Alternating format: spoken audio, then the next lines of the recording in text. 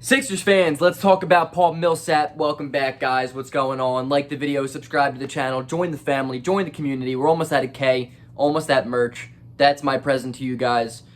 In return, it's a present to me, I guess, if you look at it. Anyway, let's get into Paul Millsap. Let's get into my thoughts on it. I'm loving it. Like McDonald's. That's a bad joke. That's a bad joke. If you choose not to like this video because of that joke, I totally get it, and I deserve it. I deserve it. Anyway, look, Paul Millsap's older. He's an older dude. I would assume he's like 34. I honestly have no idea. I'm not looking at Paul Millsap right now. This is a rant video. This is off the top, as most of my videos are. But I like what Paul Millsap can bring to an NBA team still. I think he is a above average role player. Look, last year I was like, yeah, let's go out and get LaMarcus Aldridge. I think Aldridge can at least bring something on a veteran minimum type deal. It's maximizing value. Championship teams are formed by maximizing the value of the whole, of the parts of the whole. I don't know. Look, basically what I'm saying is you want to get a guy who is technically getting underpaid. It's like Danny Green. There is an entire statistic on it. About, you know, what you're expected to make. Like, what I love so much about Andre Drummond is the fact that he is projected to make around $15 to $20 million a year. That's the amount of value that he brings to a court, and we sign him to a $2.5 to $3 million contract at the veteran minimum.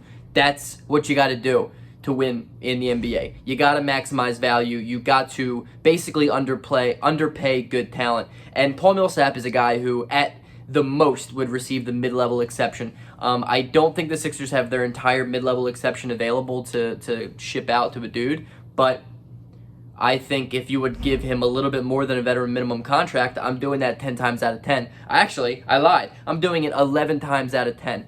Look, I know we signed Georges Niang, and I actually am a very big fan of Niang's game. I think he is a perfect fit in Philadelphia. The guy shot over 40% from three the last 3 seasons. He's one of the more underrated three-point shooters in the league, and he has a high IQ, and his playmaking is actually above average for his position. I like the game of Georges Niang, but at the same time, I really like the game of Paul Millsap. Paul Millsap is a scorer. He's not what he used to be. I'm not going to deny that, but he's a better defender than Niang. I think he's a better player than Georges Niang just in general, and especially if you're going to bring him in at a veteran minimum type of deal for a year or maybe a 2-year deal similar to a veteran minimum. I'm obviously doing that because it's a low-risk, decently high reward type of move. Paul Millsap still has a lot in the tank. Last year before Aaron Gordon came, he was a starter for the Denver Nuggets. 2 years ago, he started for the Nuggets. He was a pretty good player. I think he is a high-end role player on a contending team. I think he could be a pretty good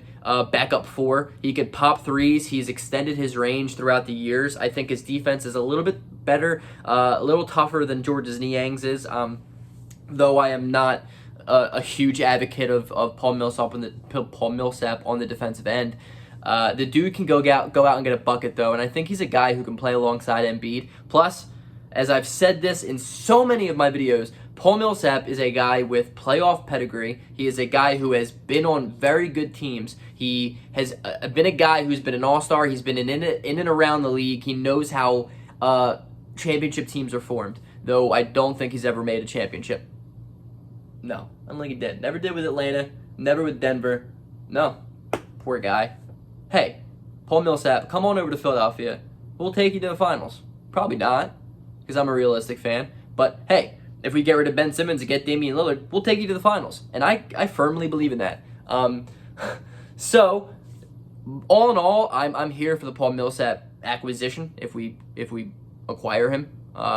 I think Paul Millsap could give absolutely fantastic value if we're going to give him a low mid-level exception deal or a veteran minimum deal. And it's older guys like that who can come off the bench and provide a spark and score a little bit and just play good basketball. That's really, really important for championship teams. I mean, look at what Danny Green did to the Sixers last year. Look what Dwight Howard did for the Sixers last year. It's moves like that that really can make a difference for an NBA team. And I think Paul Millsap's a guy who still has something in him, and at that type of contract, it's you're not risking anything. You're literally not risking a thing.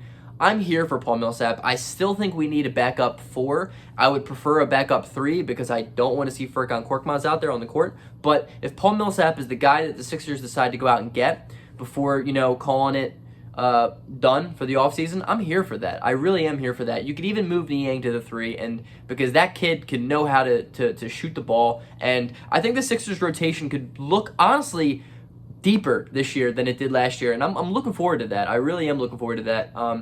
It's just the Ben Simmons ordeal now. That's the only thing in the Sixers' way. So, hey, when news drops, I'm the first one to bring it to you. Peace out, Sixers fans. Go Sixers.